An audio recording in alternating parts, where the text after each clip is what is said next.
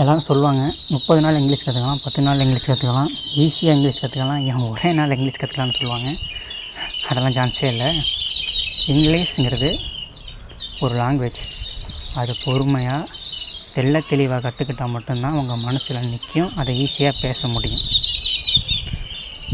அப்படி நீங்கள் இங்கிலீஷை கற்றுக்கணுன்னா ஸ்டார்டிங்ஸ் ஒவ்வொரு லெட்டர்லேருந்து ஆரம்பிக்கணும். ABCD அப்படி ஆரம்பிக்கணும். எல்லா லெட்டர்லேயும் ஒரு ஸ்டார்டிங் லெட்டர் ஏன்னு இருக்குன்னு வச்சிங்களேன்.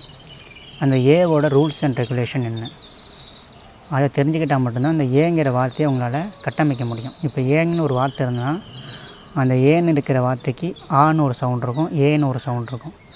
அதாவது ஷார்ட் சவுண்டு, லாங் சவுண்டு, இந்த 2 சவுண்டு மட்டும்தான் அந்த வார்த்தையை தீர்மானிக்குது. அதை எப்படி படிக்கணும்னு சொல்லுது.